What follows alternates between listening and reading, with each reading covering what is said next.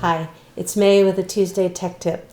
A lot of people are asking questions about new Photos, which replaces iPhotos on your Macintosh computer. So we're going to open it up together for the first time. So I'm opening Photos here. First thing they give you is a little tour, which I recommend. One of the most important things they tell you is that your photo area is where all your photos are grouped, when and where you took them, and projects is where you'll find any book, slideshow, or other creations that you've made, and you can go through that on your own. Let's get started. So I'm going to say use my iCloud photo library, and this is going to update my library to work with photos. There's kind of no going back from here.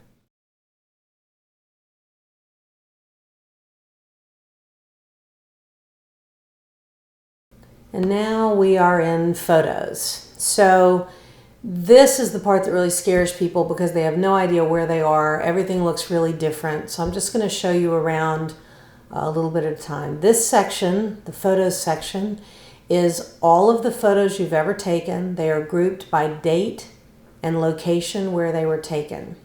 Next section is Shared. If you have any iPhoto shared libraries, they would be here. Next section is Albums. What comes up here is all your photos, which is just everything you've ever had, everything you've ever taken. Faces, if you used to do that. Your last import, a collection of videos, all of your iPhoto events, which we'll talk about in just a minute, and all of your albums that you've ever made of groupings of pictures. And then the last section here is Projects, which is any books that you've made or cards or calendars. And if I go back to Photos, I want to show you one thing. There's two arrows here. If you go backwards on this arrow, you will see something that you see on your phone or on your iPad where you go back in time and you see all the images of all the pictures that you've taken. You can always go forward back to where we were before. But now I'm going to show you the best way to find your way around iPhoto, which is to click on View and show the sidebar. And now you can kind of see a little bit better where you are. So the first section is Photos, which is where we were. Photos collected by date and time. Next we see All Photos, which this is the view that you're used to when you used to come into iPhoto and you just saw all of your pictures lined up and you could scroll through them and you could see the date that they were taken. And then there's the Faces, which you're used to. There's your last import, which you've seen before. And this is a new grouping called Videos, which is a great thing. It makes it easier to find any videos that you have in iPhoto.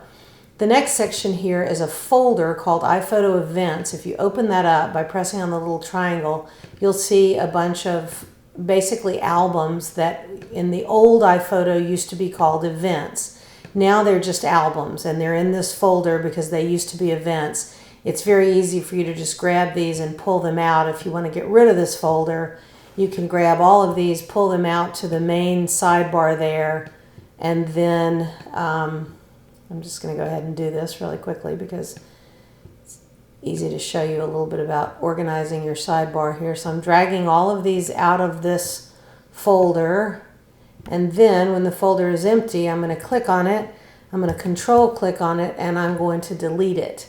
So now that folder's gone. I only have all my albums on the sidebar here. I can rename them, I can delete them, I can move things around. It works very much the way it used to in old iPhoto. The other thing you can do is you can make a new folder and name it whatever you want and put albums inside that folder. So it makes it really easy to organize your sidebar in in Photo, and it works really well. I'm going to save working on editing for another tech tip because it's a lot of information, but if you open a photo up, let me just go to a photo here. If you open a photo up and then you click on, well, first of all, across the top here, you can like a photo, you can go to the screen, you can go to the information on when it was taken with what kind of camera. You can add it to an album, a book, a calendar. You can share it in all sorts of ways, or you can edit it. And editing, the interface looks a little different than it did before, but it works in a very similar way. So I'll cover that in another tech tip because it will take a little time. So that is it for the new photos. I hope that that helps you find your way around a little bit and you won't be so afraid of it when you open it up for the first time. Thanks for stopping by.